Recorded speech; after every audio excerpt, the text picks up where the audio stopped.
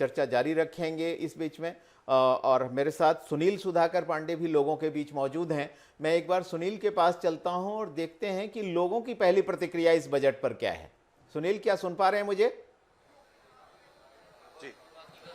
तो सुनील, मैं चाहूंगा आप लोगों से बात करें और हम ये जानने की कोशिश करते हैं कि बजट जो आया है उस पर आम लोगों की प्रतिक्रिया क्या है। जी हाँ, छत्तीसगढ़ के सभी जितने भी व्यापारी वर्ग के लोग हैं मौजूद हैं यहाँ पर। मैं अभी अगर चर्चा करना चाहूँ और आपसे सीधी बात कराना चाहूँ तो यहाँ पे सभी स्लैब से लोग जो मौजूद हैं। तो देखिए यहाँ पर मैं सीधी अगर बात करता हूँ तो आज का जो बजट आया है उसको आप कैसे देखते हैं?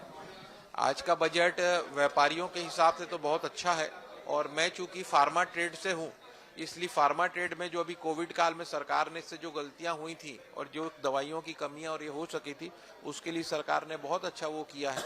और मेक इन इंडिया के तहत सबसे बड़ा अगर कोई सेक्टर ग्रो कर रहा है तो फार्मा सेक्टर ग्रो कर रहा है। और हमारे दवा क्षेत्र में जो 150 मेडिकल कॉलेज, 157 नर्सिंग कॉलेज खोलने की सरकार की योजना है, वो निश्चित रूप से दूरगामी क्षेत्र समय में दवा व्यवसाय को बहुत आगे बढ़ाएंगी। तो देखिए, आपसे अगर मैं बात करना चाहूँ, आज का बजट आपके नजरिए से कैसे है? व्यापारी वर्गों को देखा जाए और समाज के अलग अलग वर्गों को देखिए तो कहाँ पाते हैं आज के बजट को आप? देखिए, आज के बजट को अगर मैं देखता हूं तो जो हम आज की डेट में पूरी आम जनता इसको सरवाइव कर रही है, महंगाई पे इसमें कोई रोक नहीं लगने वाली है। इसके अलावा आप देखिए कि जो जीडीपी इन्होंने बताई है 6.4%, मतलब ये ऑलरेडी अपने आप में घाटे का बजट बता रहे हैं, जो कि पिछले अगर देखा जाए तो वो अपना 4 पॉइंट समथिंग कुछ था, आज 6 पॉइंट पे आ चुके हैं। लेकिन इस बजट में हमारे छत्तीसगढ़ के लिए एक अच्छी बात मुझे दिखी कि छत्तीसगढ़ की जो योजनाएं हैं उसको प्रमोट केंद्र सरकार ने लिया है।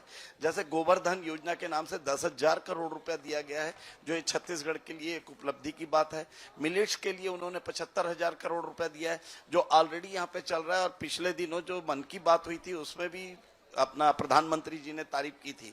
तो ये छत्तीसगढ़ की योजनाओं को अगर केंद्र सरकार अपना रही है तो ये छत्तीसगढ़ के लिए गर्व की बात है। तो देखिए, छत्तीसगढ़ की कई सारी योजनाएं हैं जिनको फायदा होने वाला है। महिलाओं का सेक्टर जो है, महिलाओं के सेक्टर के पास में अगर चलूं तो देखिए यहाँ पे काफी महिलाएं हैं जिनसे अगर मैं बात करूं अगर सीधे, तो आज का जो बजट आया उसको आप कैसे देखते हैं? महिलाओं के तौर पर कितना खास रहा? क्या कुछ सीधे तौर पर फायदा हो रहा है?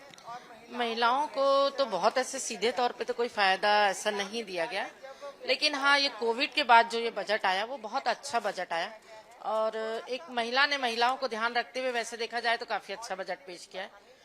बाकी महंगाई तो ऐसी है कि दिन पे दिन बढ़ते जा रही है, तो उसके लिए तो एक मध्यम वर्ग थोड़ा सा चिंतित रहता है। जैसे गैस का विषय है तो इसमें थोड़ी सी छूट सब्सिडी मिलती थी, उसे बंद करके एक नॉर्मल रेट में गैस का रेट होना चाहिए।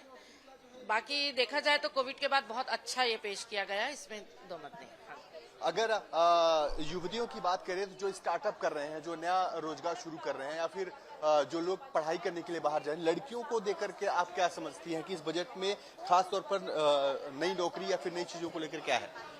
एमएसएमई के बारे में जो कोरोना के टाइम से जो अफेक्टेड है उनके लिए जो योजना इस बजट में मेंशन की गई वो बहुत अच्छी और सराहनीय है, जिससे स्टार्टअप्स को भी और एग्जिस्टिंग स्मॉल इंडस्ट्रीज को बहुत फायदा होगा। क्योंकि बजट पूरा डेवलपमेंट और इंफ्रास्ट्रक्चर ओरिएंटेड है, इसलिए नौकरियां तो मिलेगी ही, लोगों को एम्प्लॉयमेंट मिलेगा, क्योंकि नई नई चीज़ें, एयरपोर्ट्स और काफ़ी सारा नया इंफ्रास्ट्रक्चर, रेलवेज में फंड इकट्ठा इन्वेस्ट किया जाएगा, तो डायरेक्ट इनडायरेक्टली अनएम्प्लॉयड लोगों को इससे फ़ायदा मिलकर एम्प्लॉयमेंट होगा, प्लस सुविधाएं बढ़ेगी और लिविंग स्टैंडर्ड बढ़ेगा। बट महंगाई इससे शायद कम नहीं होगी, चीज़ें काफ़ी इजी होगी, मूवमेंट इजी होगा, सुविधाएं बढ़ेगी और महंगाई जैसी थी। बिल्कुल सुनील, आप हमारे साथ बने रहें, हम और लोगों की प्रतिक्रिया लेने के लिए आपके पास दोबारा आएंगे।